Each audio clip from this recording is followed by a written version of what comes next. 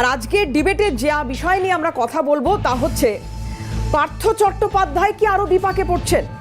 কেন বলছি? কারণ এবার তারই জামাই নাকি রাজসাক্ষী হতে চাইছেন। তবে বকলমে পার্থ চট্টোপাধ্যায় বিপাকে পড়ছেন নাকি আরো বড় কোনো নেতৃত্ব? ওই যে বারবার বলা হয়েছে না, যে কোনো দুর্নীতির ক্ষেত্রে যে হিমশৈলের চূড়া মাত্র, গভীরে কতটা গভীরে যে এই দুর্নীতির শিকড় প্রথিত রয়েছে তা বোঝা যাবে তদন্ত শেষ হওয়ার পর। কিন্তু বারবার ইডি কখনো সিবিআই কখনো সরাসরি আক্রমণের অভিমুখে পড়েছেন বিরোধীদের, বিশেষ করে বাম এবং কংগ্রেস, যে তারা নাকি কিছুই করছে না এবং কোথাও একটা ছলে বলে কৌশলে সেই সেটিং তত্ত্বকেই সামনে আনার চেষ্টা হয়েছে বারবার। কিন্তু এবার কল্যাণময় ভট্টাচার্য, যিনি পার্থ চট্টোপাধ্যায়ের জামাই, তিনি নতুন করে বয়ান দেবার আবেদন করেছেন ইডির বিশেষ আদালতে। কল্যাণের আবেদন মঞ্জুরও হয়ে গিয়েছে আদালতে, ম্যাজিস্ট্রেটের সামনে এই বয়ান নেওয়া হবে। কল্যাণের নতুন করে বয়ান দেওয়ার এই আবেদন, জল্পনা তৈরি হচ্ছে পার্থর বিরুদ্ধে যদি মুখ খোলেন কল্যাণ ভট্টাচার্য, কি হবে তার? কি হবে যদি পার্থর মাথার উপরে কেউ থাকেন যার অঙ্গুলি হেলনে এই পার্থ চট্টোপাধ্যায় এইসব করেছেন, যদি এমনটা হয়ে থাকে? কল্যাণ ভট্টাচার্যের বয়ান, সেই বয়ানে কি জানা যাবে যে বিপুল অর্থের এই হদিশ আরো বিপাকে পড়তে চলেছে সার্বিকভাবে এই পুরো সিস্টেম? আগামী শুনানিতে বয়ান নেওয়ার দিন ধার্যের সম্ভাবনা রয়েছে। কথা বলবো এটা নিয়ে, তবে তার আগে কিছু প্রতিক্রিয়া আপনাদের একটু শোনাতে চাইবো। বিভিন্ন মহলে বিভিন্ন প্রতিক্রিয়া, তার মধ্যে বাম এবং বিজেপি কি বলছেন তারা। সুজন চক্রবর্তী, তার সঙ্গে আমরা কথা বলেছিলাম। সুজন চক্রবর্তী এই বিষয়ে কি বলছেন, খুব স্পষ্ট তার বক্তব্য, অন্য কোনো ইঙ্গিতও খোঁজার চেষ্টা করছেন তিনি, সেই সম্ভাবনা উস্কে দিচ্ছেন। পাশাপাশি আমরা যখন কথা বলছি সজল ঘোষের সঙ্গে, তিনি স্বভাবসিদ্ধ ভঙ্গিমায় লুজ বলে ছক্কা মারছেন। দেখুন।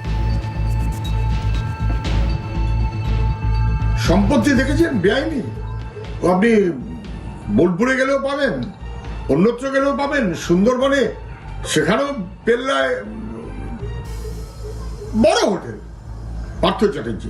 আর এই অনেক কিছুর মধ্যে ভাগ জামাই, পিংলা স্কুল ভাগ জামাই।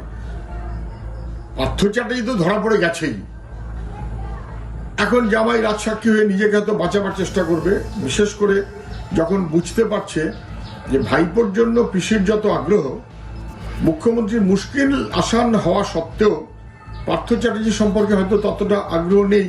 ফলে পার্থ চ্যাটার্জিকে যদি বলিদান দেয়া হয় বিজেপি তৃণমূল যৌথ পরিকল্পনায়, অন্তত জামাই যদি একটু এদিক ওদিক থাকতে পারে, তার কোনো একটা প্রচেষ্টা। আর একটা হতে পারে কোনো বড় খেলা, খেলার পিছনে খেলা, তার পিছনে খেলা। ফলে কে জামাই এবং কেন জামাই, কিসের সাক্ষী এবং কেন রাজসাক্ষী, অনেক গভীর জলের প্রশ্ন থাকতেই পারে। বহু প্রচলিত প্রবাদ আছে, কোন জামাই ভাগনা কেউ নয় আপনা।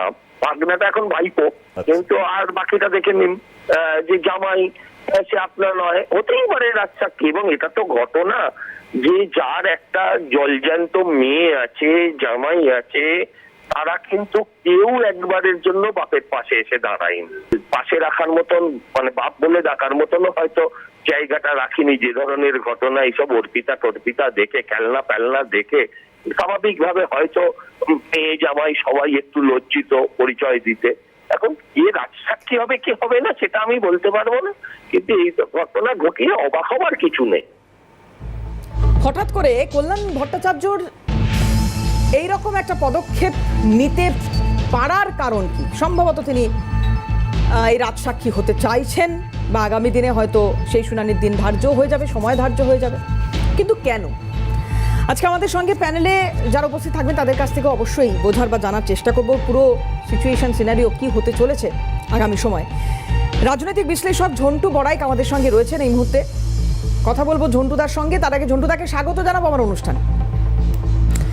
ঝন্টুদা, এই যে বারবার আলোচনায় এসছে বাবলি চ্যাটার্জি মেমোরিয়াল ট্রাস্ট, যত গন্ডগোল যত অশান্তি এই বাবলি চ্যাটার্জি মেমোরিয়াল ট্রাস্টকে ঘিরে, কিন্তু এটা নিয়ে দীর্ঘ আলোচনা হয়েছে, বিভিন্ন সময় কথা উঠে এসেছে, কিন্তু কল্যাণ ভট্টাচার্য হঠাৎ করে এটা কি বিবেকের তাড়না বলবো, নাকি ওই যে সুজন চক্রবর্তী বলছেন না যে এর পেছনে আরো বড় কোনো খেলা থাকতে পারে? কি মনে হচ্ছে ঝন্টুদা? একটা প্রচলিত প্রবাদ আছে, সজলদা একটা প্রবাদ বলছিলেন, আমার একটা প্রবাদ মনে পড়লো, জামাই শ্বশুরের কামাই নিয়ে গেল জামাই। এই কামাইটা নিয়ে যাওয়ার পরে তো তিনি তো ফেসে গেছেন। তুমি যদি ইডির চার্জশিটটা দেখো, আমি ইডি সিবিআই চার্জশিটটা সকালে দেখছিলাম তোমার কন্টেন্ট পাওয়ার পরে, যে এখানে কিন্তু কল্যাণময় বাবু বিগ বেনিফিশিয়ারি হিসেবে ফেসে যাচ্ছেন। তার একটা বড় জীবন পড়ে আছে, তিনি বুঝে ফেলেছেন, তাই তিনি এতদিন পরে মুখ খুলেছেন। যদিও হাইকোর্ট বলেছে নো এক্সট্রা প্রিভিলেজ, অর্থাৎ আপনাকে আইনের পরিভাষায় কোনো বাড়তি সুবিধা দেওয়া হবে না, কিন্তু যেটা হয় রাজসাক্ষী হলে পরে কিছু কিছু ক্ষেত্রে ক্ষমার জায়গাগুলো তৈরি হয়। এই কারণটা, তাছাড়া কিন্তু আর কোনো জায়গা আমি দেখছি না অন্তত। এটা প্রথম। দ্বিতীয়, একটা জিনিস হতে পারে দেবরাতী, কল্যাণময় মুখ খুললে যিনি হচ্ছে বিগ বেনিফিশিয়ারিজ আফটার গভর্নমেন্ট, সরকারের পরে বিগ বেনিফিশিয়ারিজ পার্থবাবুর দ্বারা হচ্ছে এই তার জামাই, এ যদি মুখ খুলে, অর্থাৎ এক্সট্রা কন্টেন্ট অ্যাড হবে। তুমি ইডির চার্জশিটের 13 নম্বর পাতায় পরিষ্কার তারা বর্ণনা করেছেন, there is a probability for extra content. এই যে এক্সট্রা কন্টেন্ট, সেই এক্সট্রা কন্টেন্ট কি মমতা ব্যানার্জি হবেন? ক্যাবিনেটের আর কে কোন মুখ হবে? কারণ আমি তোমায় বলি, তার কারণ আছে, যে 5 মেম্বার কমিটির সুপারভাইজ করার জন্য এসএসসির মাথায় বসিয়েছিলেন পার্থবাবু, সেই কমিটিটা কিন্তু স্যাংশন করেছিল মমতা ব্যানার্জি। এবং মেট্রো চ্যানেলে যখন ছাত্রছাত্রীদের ধর্ণা চলছে, যাদের চাকরিটা চুরি হয়ে গেছে, মমতা ব্যানার্জি সেখানে এসে বলেছিল পার্থর ওই 5 সদস্যের কমিটি, যেটা পরবর্তীকালে রঞ্জিত বাগ হাইকোর্ট নির্দেশিত সেই রঞ্জিত বাগ কমিটি বেআইনি ঘোষণা করে, সেই কমিটিটা কিন্তু অ্যাপ্রুভ বাই মমতা ব্যানার্জি। অর্থাৎ চিত্রটা কি দাঁড়ালো? যদি এক্সট্রা কন্টেন্ট অ্যাড হয় কল্যাণময় ভট্টাচার্যের দ্বারা, তাহলে মমতা ব্যানার্জি বা তার ক্যাবিনেটের আরো বড় কতগুলো মুখ ধরা পড়বে না তো? তুমি যেটা আশঙ্কা করছিলে, আর কোনো সূত্রে ঢুকবে না তো, প্রথম। দ্বিতীয়, তুমি খেয়াল করো যে শুরুটা হয়েছিল কোথার থেকে? 30,000 প্রাইমারি চাকরি, যার মধ্যে আমিও ওই সময় ইন্টারভিউ বোর্ডে ছিলাম, পরে রিজাইন দিয়ে বেরিয়ে আসি। ইন্টারভিউটার প্রসিডিওর নিয়ে আমার একটা অবজেকশন ছিল। এই 30,000 প্রাইমারি এবং 26,000 হাই স্কুলের যে মূল অ্যাপয়েন্টমেন্ট গুলো, তাতে স্ক্যান সিগনেচার ছিল। যে স্ক্যান সিগনেচারের সূত্র ধরেই তো পুরো মামলাটা ঘোরালো হয়ে যায়, এবং পরবর্তীকালে সেই সূত্র ধরে সুপার নিউমেরিক পোস্ট, মুখ্যমন্ত্রী তার 40 জনের ক্যাবিনেট নিয়ে যে 334 কোটি টাকা খরচা করে সুপার নিউমেরিক পোস্ট করে অযোগ্যদের চাকরিতে ঢোকানোর সুপারিশ করেছিল। এন্টায়ার প্রসিডিওরটা কিন্তু পরে দর্শচক্রে চলে আসে। অর্থাৎ তুমি যদি সত্যিকারের এই কল্যাণময় বাবুর এই স্টান্টিং যে একটা সিদ্ধান্ত, এটার কথা যদি ধরে নাও, তাহলে আমি বলবো ক্যাবিনেটের অনেক দুর্নীতির তালা খুলে যাবে। এক্স্যাক্টলি, আমার ঠিক এইখানেই প্রশ্ন ঝন্টুদা। আইনজীবী ফিরদৌস শামীম আমাদের সঙ্গে ইতিমধ্যে যোগদান করেছেন। ফিরদৌস সাহেবকে স্বাগত জানাবো। আমি এইখানেই ঠিক জানতে চাইবো, যেখানে ঠিক ঝন্টুদা শেষ করার চেষ্টা করছেন বা বলার চেষ্টা করছেন, ফিরদৌস দা, এই যে পার্থ চট্টোপাধ্যায়, আমি জানি না যে এটা হঠাৎ বিবেকের তাড়না থেকে এই ধরনের মন্তব্য উনি করছেন কিনা, কিন্তু পার্থ চট্টোপাধ্যায় কি কোথাও বুঝতে পারছেন যে তার ফেঁসে যাওয়ার সম্ভাবনা আছে? আর যখন এই সম্ভাবনাটা তৈরি হলো, খুব জোরালো হলো, তখন আমি একা কেন ফাঁসবো? সবটা জেনে যাক সবাই, আবার বলছি সবটা জানুক সবাই, এইটাও কি কোথাও পার্থ চট্টোপাধ্যায়ের কৌশল হতে পারে? কল্যাণ ভট্টাচার্যকে দিয়ে সবটা প্রকাশ্যে আনা?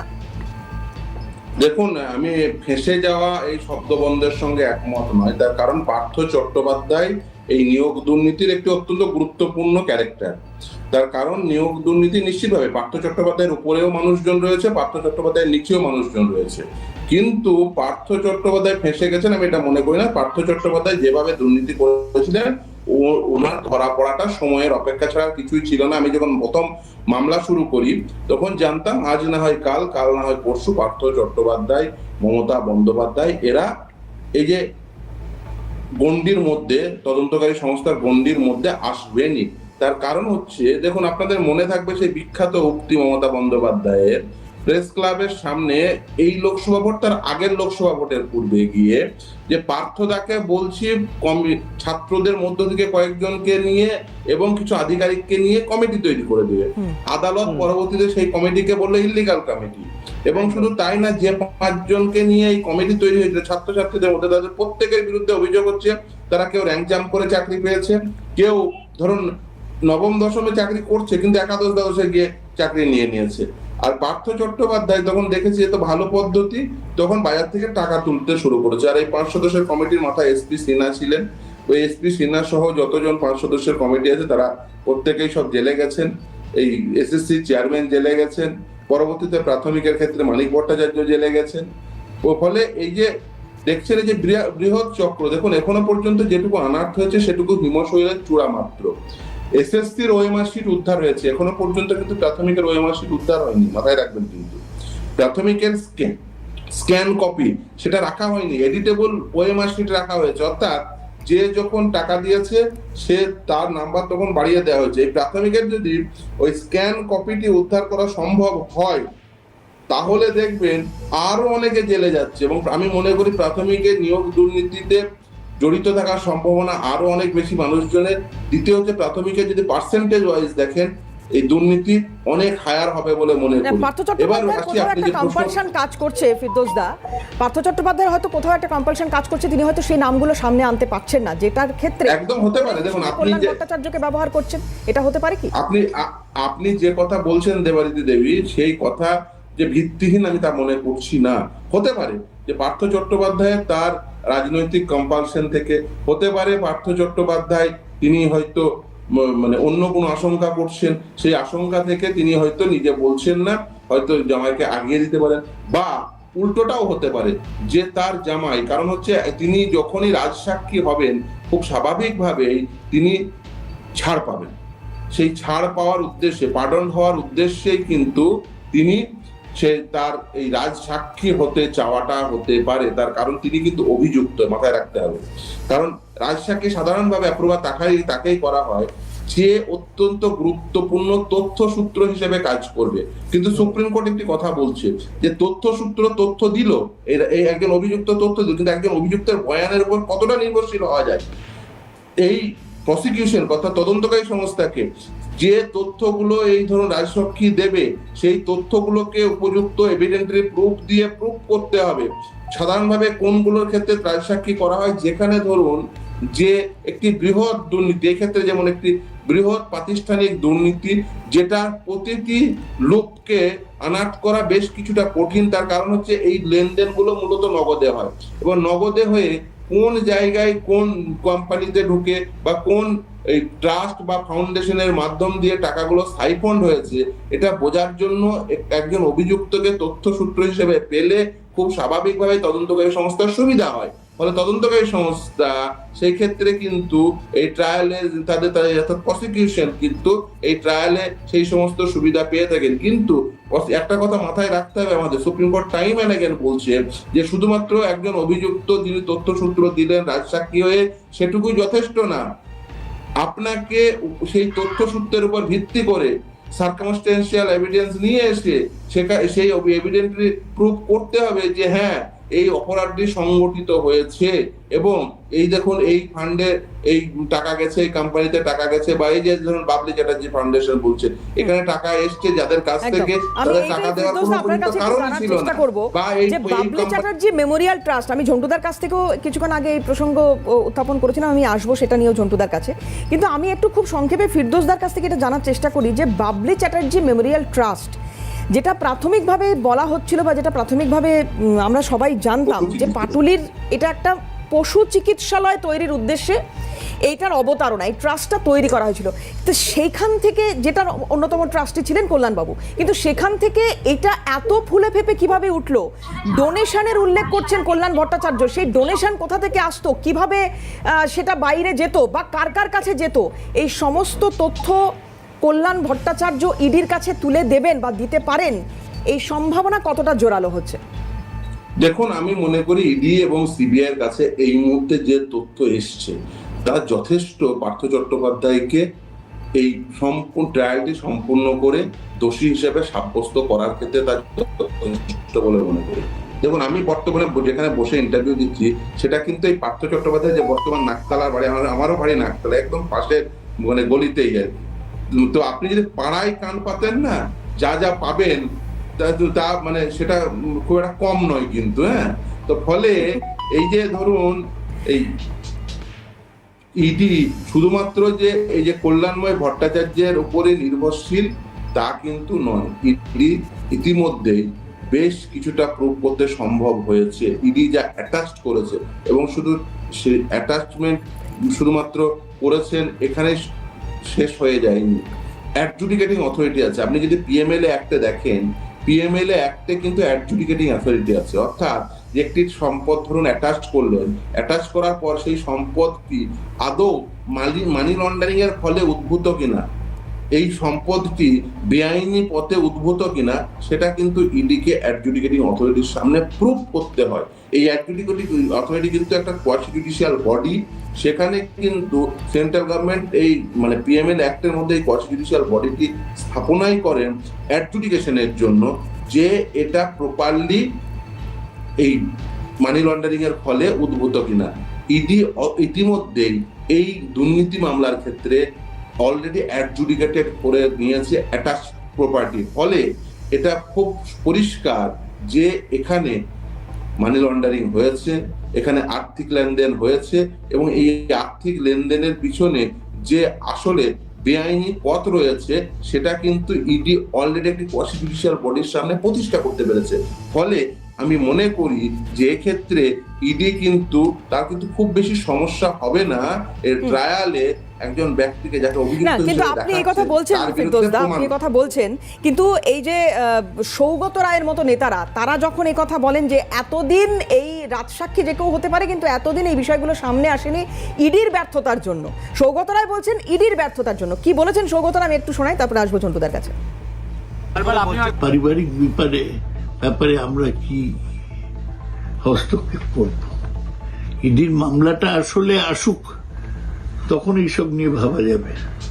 ইডির মামলা তো এখনো আসেনি। মাঝে মাঝে পার্থবাবু জামিনের জন্য আবেদন করছেন, সেই স্টেজে ইডির মামলা আসেনি। এটা তো ইডির ব্যর্থতা। এখন যে কেউ রাজসাক্ষী হতে পারে, তাই নিয়ে খুব ভাবার আছে বলে আমার মনে হয় না।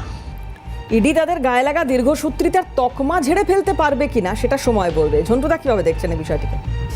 পরিষ্কার তোমায় বলি যে তুমি যে কিছুক্ষণ আগে একটা সেল কোম্পানি বা সেল সংস্থা বা শিখণ্ডী সংস্থার কথা বললে, দেখবে তৃণমূলের মাননীয় আইনজীবী ফিরদৌসদার কথার সূত্র ধরে বলি যে এটা একটা চেন, একটা প্রাতিষ্ঠানিক দুর্নীতি। তার কারণ দেখবে যতজন বালু, অনুব্রত বা পার্থ বা আরো যারা যারা ধরা পড়ছে, তারাই টাকাটাকে সাইফুন করতে কতগুলো শিখণ্ডী কোম্পানির আশ্রয় নিয়েছে। আমরা দেখেছিলাম অনুব্রত একাধিক চাল কোম্পানি। যতদূর আমি জানি এই ধরনের চাল কোম্পানিগুলো খুব বেশি প্রফিট মেকিং হয় না, কিন্তু এগুলোকে ফেস করে টাকাটাকে হোয়াইট করার বা লুকিয়ে ফেলার একটা টেন্ডেন্সি থাকে। বালুর তার স্ত্রী এবং তার মেয়ের নামে একাধিক কোম্পানি, ফ্রড কোম্পানি চলছিল, শিখণ্ডী কোম্পানিগুলো, এবং তারা জানি না স্মল ইন্ডাস্ট্রিয়াল অ্যাক্ট অনুযায়ী কি করে এরা রেকগনাইজেশনও পেয়ে যায়, আমার কাছে জানা নেই। কিন্তু এই যে এনজিও বা এই যে চাল কোম্পানি কিংবা ধরো একাধিক সংস্থাগুলো, শ্রী হনুমান রিয়ালটি বালুর নামে ছিল বা আরো অনেকগুলো ছিল, এগুলো কিন্তু টাকাটাকে লুকোনোর একটা চেষ্টা মাত্র। দেখবে এনার এই গুণধর পার্থবাবু কিন্তু একটা প্রাইভেট স্কুলের কথা উঠে আসছে, খুব বড় মাপের প্রাসাদ প্রমাণ। এই টাকাগুলোকে তিনি গচ্ছিত করেছেন। এবার এগুলোকে একটা জায়গায় আনা খুব কঠিন, এটা ঠিক যে ক্যাশে লেনদেন হওয়া টাকা, আমরা যারা দেখবে আমাদের এই সার্ভিস সেক্টরেও ক্যাশে লেনদেন কিন্তু কোনো গল্প থাকে না, আমাদের সপ্তাহে হয় হচ্ছে স্যালারি অ্যাকাউন্টের মাধ্যমে। ক্যাশে লেনদেনটা যে কতটা প্রমাণ করা কঠিন যে এটা ব্ল্যাক মানি বা চুরি করার টাকা, আমি তোমাকে এইটুকু বলতে পারি, রাজসাক্ষী হলে উনি একটা এক্সট্রা কন্টেন্ট অ্যাড করবেন, এবং উনি মুখ্য বেনিফিশিয়ারির মধ্যে একজন। একটা যদি বেনিফিশিয়ারি মমতা ব্যানার্জি বা তার দল হয়ে থাকে পার্থবাবু দ্বারা, তাহলে আরেকটা উল্লেখযোগ্য বেনিফিশিয়ারি কিন্তু তার মেয়ে জামাই। ফলে এই জামাই কি কি ভুলবেন, জামাই কি কি কামাল দেখাবেন শ্বশুরের এগেনস্টে, এবার এটা সময় বলবে। কিন্তু এই যে ডোনেশন রহস্য ইডির কাছে ফাঁস করার একটা মানে বিষয় তৈরি হচ্ছে বা ইত্যাদি, তাহলে কোনোদিনই মেয়ে বা জামাই, যেটা সজল দাও বলছিলেন, কোনোদিনই তাহলে মেয়ে বা জামাই ট্রাস্টের জায়গাটা তৈরি হয়নি পার্থ চট্টোপাধ্যায়ের কাছে। কারণ একটা সময় যদি ভরসা করেও থাকেন জামাইকে, আজকে তো সেই জামাই তার বিরুদ্ধে দাঁড়ানোর একটা পরিকল্পনা করছেন। ওরে ওরে দেবারতী, নিজে বাঁচলে নিজের নাম। এখন কথাটা আগে বলা হতো নিজে বাঁচলে বাপের নাম বা শ্বশুরের নাম, এখন বলছে নিজে বাঁচলে নিজের নাম। ও যেভাবে ফেসেছে, ওর জীবনটা অনেকটা পড়ে আছে, পার্থবাবু প্রায় জীবনের সায়ান্নে। ফলে এই জায়গায় ও মুখ খুলে হয়তো কিছুটা রিলিফ পাবে, বাঁচবে। ও বুঝে গেছে, ওর মেয়েও বুঝে গেছে। ফলে ওর খুলতে বাধ্য। এবং কি সব প্রেক্ষাপটে ইডি সিবিআই তাকে কনভিন্স করেছে, এই পাঠগুলো তো আমরা জানি না, এগুলো প্রকাশ্য নয়, ফিরদৌসদা জানতে পারেন কিছুটা। কিন্তু আমি তোমায় বলি যে নিজের পিঠ বাঁচাতে আমরা প্রত্যেকেই থাকি, অ্যাক্টিভ থাকি। সেই কারণে আজকে শ্বশুর কে, নিজের বাবাকেই চেনে না।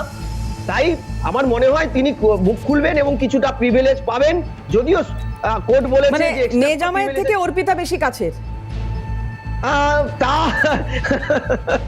কি বলি বলো, এই যাই হোক, খুব বেশি সময় আর পাবো না, আমি আরেকবার একটু ফিরদৌসদার কাছে আসি। ফিরদৌসদা, এই যে 50-51 কোটি, আমি বাকি জানি না কোথায় আর কি সম্পত্তি রয়েছে, কিন্তু যেটা ইডির যে তল্লাশি অভিযান চললো, আমরা সেখানে তো এইটা খুব স্পষ্টভাবে দেখতে পেলাম যে হ্যাঁ 50-51 কোটি না, অলরেডি ইডি অ্যাটাচ করে নিয়েছে 135 কোটি টাকা, সেটা অনেকদিন আগে রিপোর্ট দিয়েছে একদম প্রাথমিক একদম। ইনফরমেশনে। এইবার এই টাকাটা, এই যে কত টাকা যে কালো থেকে সাদা হয়েছে, সেইটার হদিশ হয়তো কারুর পক্ষে দেওয়া সম্ভব না, তো পার্থ চট্টোপাধ্যায় বলতে পারবে না যদি এই অভিযোগ তার বিরুদ্ধে উঠছে। কিন্তু এটা তো ঠিক যে মানুষগুলো এখনো রাস্তায় বসে রয়েছেন, গতকাল দোল গেল, আজ গোটা দেশ জুড়ে হোলি পালিত হচ্ছে, এই মানুষগুলোর মানে এরা সত্যি আদার ব্যাপারই, জাহাজের কারবার নিয়ে এদের কিচ্ছু যায় আসে না, কিন্তু তারপরেও বলবো এই মানুষগুলো মুখের দিকে তাকিয়ে কি কোথাও একটু মানবিক হচ্ছেন? কল্যাণ ভট্টাচার্য, কি মনে হয়?